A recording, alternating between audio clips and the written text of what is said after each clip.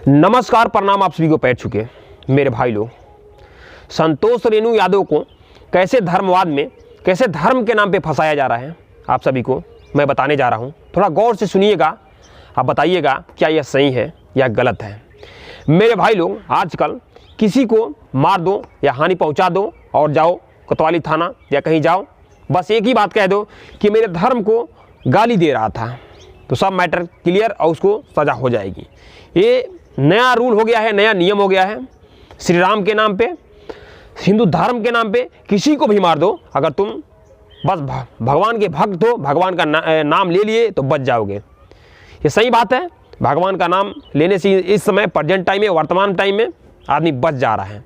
सिर्फ भगवान का नाम ले, श्री राम का नाम लेने से कुछ भी करो, बस श्री राम का नाम लो, अब बच जाओगे। मेरे भाई लोग, ऐसा ही हुआ है संतोष रेणु यादव के साथ। पहले फ़ोन करके, कॉल करके संतोष रेणु यादव को डिस्टर्ब किया जा रहा था और राधा माता को गाली दिया जा रहा था।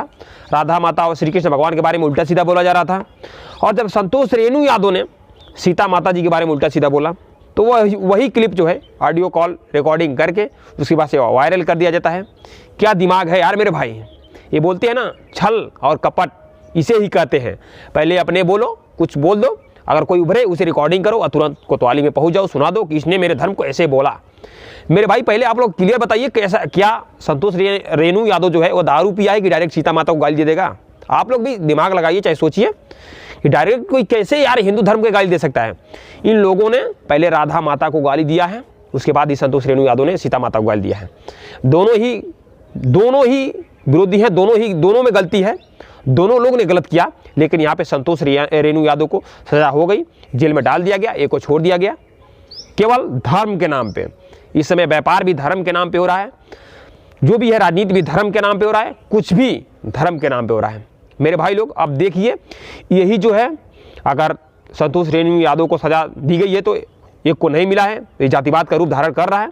आप सभी को पता होगा कि हिंदू धर्म में दो ऐसे मतलब जाति हैं, अगर दोनों आपस में टकरा गई तो हिंदू धर्म का विनाश होना तय है। तो ये लोग, कुछ लोग हैं जो राजपूत में के आते हैं और अपना सफाया देते हैं, संतोष रेणु यादव ऐसा किया वैसा किया। वो तो सबको ही जान रहा है कि उसके साथ छल हुआ है, क्योंकि अपना कॉल रिकॉर्डिंग नहीं रिकॉर्ड किया गया, उसका कॉल रिकॉर्डिंग रिकॉर्ड कर दिया गया है और धर्म के नाम पे उसे फंसाया जा रहा है, सबको पता है। लेकिन यादव सेना भी अब पीछे हटने वाली नहीं है, क्योंकि जब तक दोनों को सजा नहीं होगा तब तक कोई पीछे हटेगा नहीं। मेरे भाई लोग, अब तय है कि जब तक उसको भी सजा नहीं होगी तब तक कोई पीछे हटने वाला नहीं है। 100% जातिवाद होगा। हिंदू धर्म एक तरफ से विनाश के दौर पे आ गया है। अगर आप लोग चाहते हैं कि हिंदू धर्म बचे तो भाई दोनों को एक तरफा सजा होना चाहिए, चाहे कोई हो। मेरे भाई, कोई आजकल तो एथी हो गया है, चल रहा है ट्रेंड में, कोई भी साला किसी हीरो को, किसी कलाकार को गाली दे दो, हाईलाइट हो जाओ। जैसे ये मऊगैया जवान है आए क्या था, इनकी उम्र खत्म हो गई थी, क्या था इनके पास, पूरे कलाकारी करते करते उम्र खत्म हो गई थी, लेकिन मात्र 6 महीने के अंदर ही कलाकारों को गाली दे के हाईलाइट हो गए। सबकी माँ बहन एक करके हाईलाइट हो गए। वो क्या था, वो गाली नहीं था। और ये बोल रहे हैं कि छोटू चिंगारी जातिवाद नहीं किया। अबे यादव सेना अपना जो भी है आई रेजिमेंट हक मांग रहे थे, तुमसे तो नहीं मांग रहे थे भाई। तुम अगर इस देश के बच्चे हो तो हम भी इस देश के बच्चे हैं। हम अपना हक अपने देश से, अपने पिता समान जो भी है उनसे मांग रहे हैं, तुमसे तो नहीं मांगे। तुमको जलन किस बात की बे यार। अच्छा तुम ही नहीं यार, अच्छा तुम नहीं भीख मांगे थे, तुम भी तो मांगे थे। और क्या इतिहास मतलब क्या होता है? इतिहास मतलब क्या होता है यार मेरे भाई? इतिहास में दिखाया, मान सिंह गद्दारी, मुगलों के साथ मिलके, मुगलों के साथ शादी, मुगलों का दरबारी करना, यही तो इतिहास है।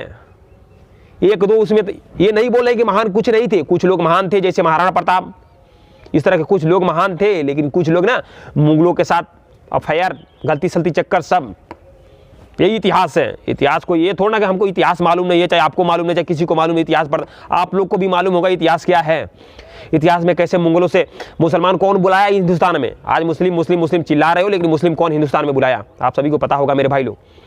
तो मेरे भाई लोग, अभी से बस एक ही बात बोल रहा हूँ, सजा सुनाओ, दोनों को सुनाओ। गलती दोनों में है, नहीं तो आगे आप खुद समझ जाओ क्या होगा। बस इतना ही बोलूँगा मेरे भाई लोग। वीडियो को थोड़ा शेयर मार दीजिए ताकि हर किसी के पास पहुंच जाए और इंसाफ मिले। संतोष रेणु यादव को अगर जेल गया है भाई तो हर किसी को जेल जाना पड़ेगा, जो भी वैसे किए हैं। नहीं तो हम भी अब चल रहे हैं, स्टार्ट कर रहे हैं हर किसी को गाली देने। पवन सिंह चाहे कोई भी हो, माँ बहन एक करो, हाईलाइट हो को। नया है ना, नया चल गया बहन, किसी को हाईलाइट दबा के गाली दो, हाईलाइट हो को। मेरे भाई लोग बस इतना ही बोलूँगा, वीडियो को थोड़ा शेयर मार दीजिए ताकि हर किसी के पास पहुँच जाए और गाली दे दे के हाईलाइट हो जाए, गाली दे दे के किसी को हाईलाइट हो जाए। बस नमस्कार, प्रणाम, आप सभी को पैर छूके।